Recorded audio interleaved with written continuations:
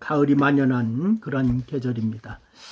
여러분에게 늘 하나님의 평강이 함께하기를 주의 이름으로 축원합니다. 오늘은 시편 147편 말씀을 본문으로 하여서 함께 은혜를 나누려고 합니다. 여러분, 우리는 요즘 성경에 기록되어진 믿음의 고백들을 쭉 살펴오고 있는데, 특별히 지난 4주 동안은 시편에 나타난 그런 믿음의 고백을 말씀을 드렸습니다.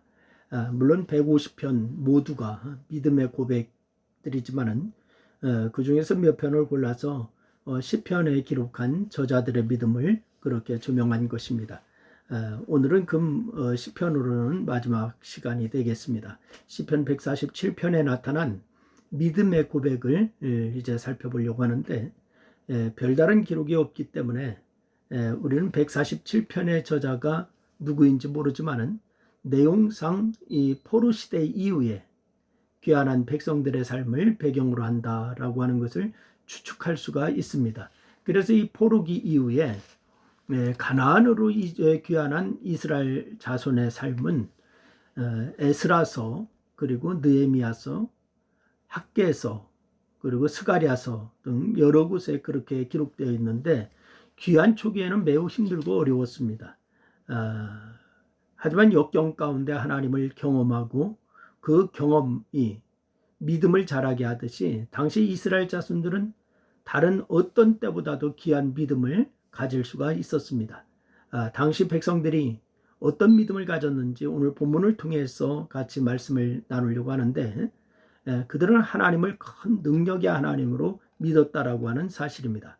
그래서 오늘 147편 2절 말씀을 보니까 이렇게 얘기합니다. 여호와께서 예루살렘을 세우시며 이스라엘의 흩어진 자들을 모으시며, 그렇게 말씀을 하고 있습니다. 여러분, 이 표현은 바벨론 포로들의 귀환과 성벽 재건을 의미하는 거거든요. 그러니까 어느 민족이든지 왕조가 세워지고 무너지는 것은 일상적인 일이지만은, 그래 유대인들이 경험한 바벨론 포로기는 아주 특별합니다. 보통 나라가 망한 경우는 두 가지죠.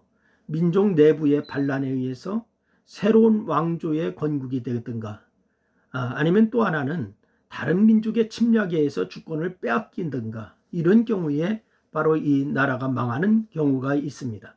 하지만 이 유다의 경우는 좀 다릅니다. 바벨론 제국의 침략으로 주권을 잃은 것은 일반적인 제국의 흥망성쇠와 다르지 않지만은 바로 이 민족 모두가 정복자의 나라로 끌려갔다라고 하는 것은 좀 다릅니다. 그래서 이 주권과 영토를 모두 잃은 것은 세계 역사에서 유례가 없는 일이에요. 그러니까 이 포로로 끌려간 그들의 삶이 얼마나 비참했겠습니까? 그래서 3절 말씀처럼 그렇게 얘기합니다. 상심한 자들을 고치시며 그들의 상처를 싸매시는도다, 이렇게 말씀을 주고 있습니다. 그래서 상심한 자들, 상처 입은 자들, 더 심각한 것은 주권과 영토를 잃은 민족이 나라를 회복한다고 하는 것은 불가능한 일이라고 하는 사실입니다. 그런데 놀라운 일이 일어났습니다. 페르시아의 왕인 고레스가 바벨론을 점령하고서 유다 사람들을 본토로 귀환하라고 하는 명령을 내렸습니다. 그래서 고레스가 유다인들을 보내지 않고 그저 노동력을 제공하는 노예로 대한들 아무런 문제가 없는데, 근데 왜 귀환하라고 명령을 내렸을까? 이스라엘을 불쌍히 여기신 하나님께서 하신 일이에요. 이것은 하나님께서 하신 일. 여러분, 하나님께서 고레스를 당신의 종으로 삼으셔서 바벨론을 멸망시키고 유다 사람들을 본토로 귀환하도록 그렇게 조치를 취하신 것입니다. 여러분, 억지라고 말할지 모르지만은 그렇지 않다면은 그 어떤 것으로도 도저히 설명할 수가 없는 그런 사건이에요. 그래서 포로 귀환을 경험한 사람들이 고백한 것이 있죠. 하나님은 능력의 하나님이시다라고 하는 것을 고백합니다. 하나님은 능력의 하나님.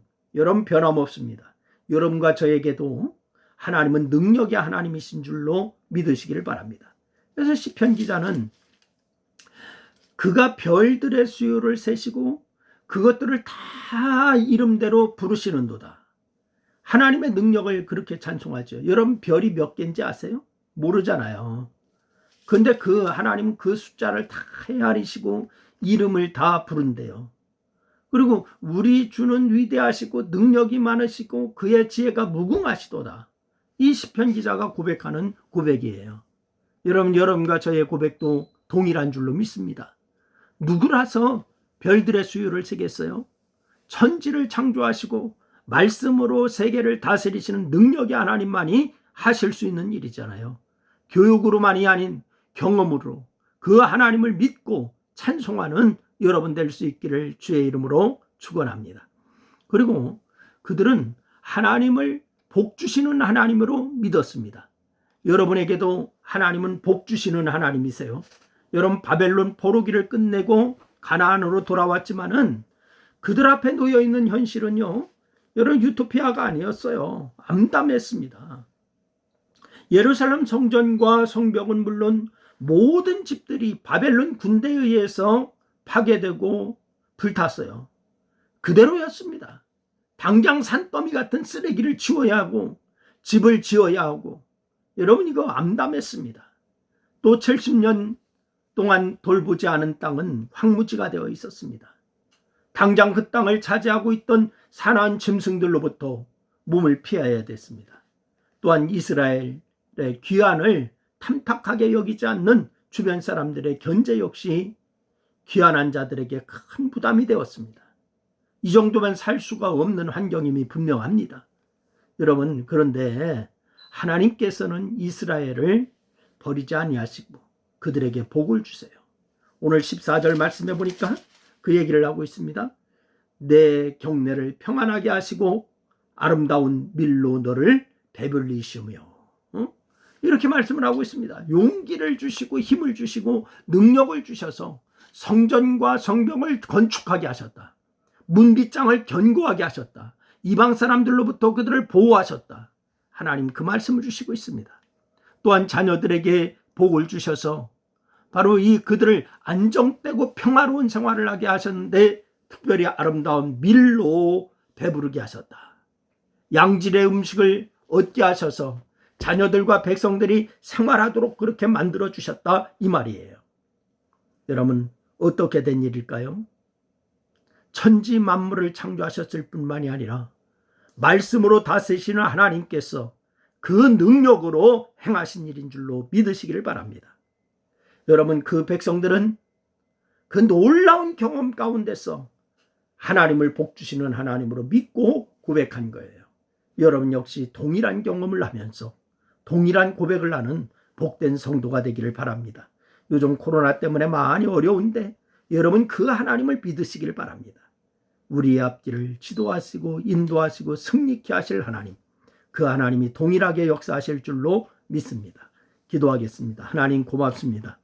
우리에게 함께 하신 아버지 감사합니다.